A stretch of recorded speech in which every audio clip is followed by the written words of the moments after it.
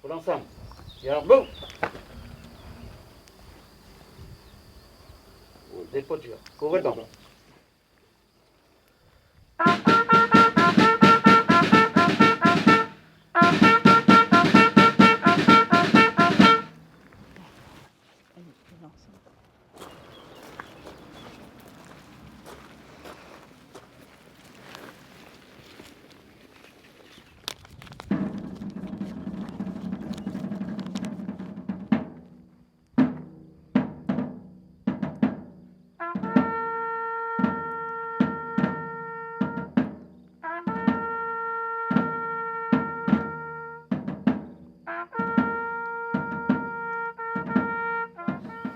Décédé pendant la guerre de 1939-1945.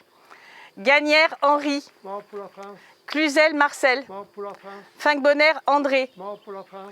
Desbeaux Benjamin. Mort pour la France. Gauthier Émile. Mort pour la France. Fourneron Robert. Mort pour la France. Octru Pierre. Mort pour la France. Merle Louis. Mort pour la France.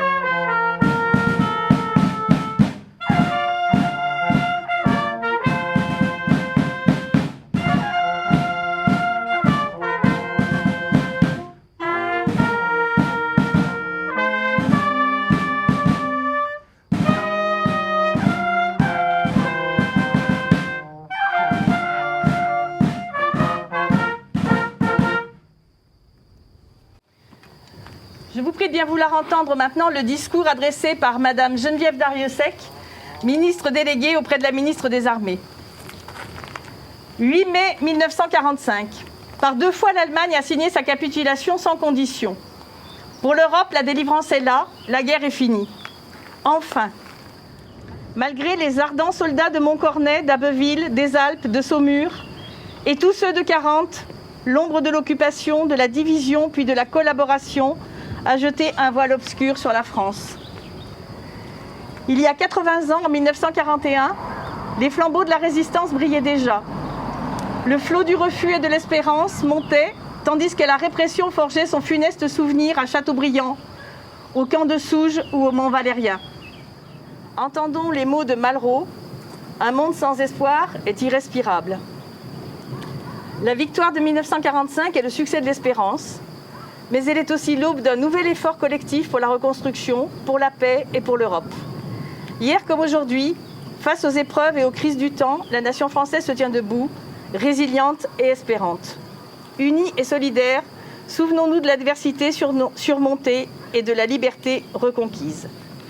Geneviève Darrieussecq.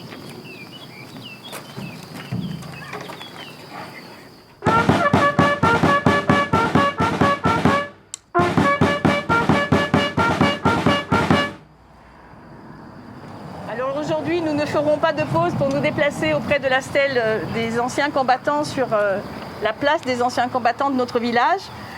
Mais je voudrais quand même vous dire quelques mots. Alors, messieurs les représentants des anciens combattants, messieurs les représentants des sapeurs-pompiers, messieurs les musiciens, madame l'adjointe qui représentait ici tous les quintenassiens empêchés de se rassembler avec nous, je vous remercie pour cette participation à la commémoration de la capitulation du régime nazi le 8 mai 1945. Même lorsque le présent est pesant, il doit laisser sa place à la mémoire. Lorsque le futur est incertain, il est encore plus important de se tourner vers le passé. Il nous éclaire sur notre formidable capacité à affronter, pourvu que l'on soit ensemble, unis autour d'un objectif impérieux, voire vital. Messieurs les anciens combattants, vous nous avez beaucoup manqué. Avec vous à nos côtés, cette cérémonie fait sens. Vous qui avez confié votre vie à la République, nous vous assurons de notre respect. Certains d'entre vous nous ont quittés récemment. Nous avons une pensée particulière pour Régis et pour Émile. Lui qui était si fier de recevoir, alors qu'il était âgé d'une dizaine d'années, la médaille posthume de son papa, dont le nom figure sur ce monument. En souvenir des soldats de l'armée d'Afrique, des armées alliées qui sont venues nous aider à délivrer la France, en souvenir des forces françaises libres et de tous les combattants de la résistance, en souvenir des hommes qui ont dû subir le service du travail obligatoire, en souvenir de celles et ceux qui ont dû coudre une étoile sur leur veste, en souvenir de ces anonymes qui ont contribué à chasser l'armée d'occupation et à rendre leur liberté aux pays européens. Nous les remercions pour avoir défendu dans leur chair et au prix de leur vie les bases d'une nation plus robuste où se sont ouverts de nouveaux horizons. De l'horreur de la guerre est né l'espoir d'un monde de coopération et de paix entre les peuples. Alors battons-nous pour porter haut et fort les valeurs démocratiques que nos aînés nous ont léguées. Vive les nations d'Europe réconciliées et vive la France.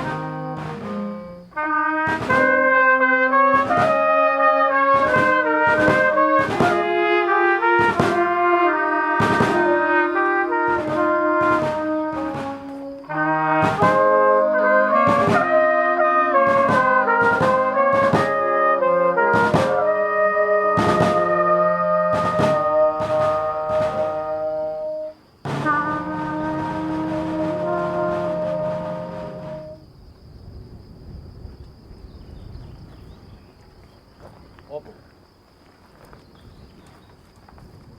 Merci à vous.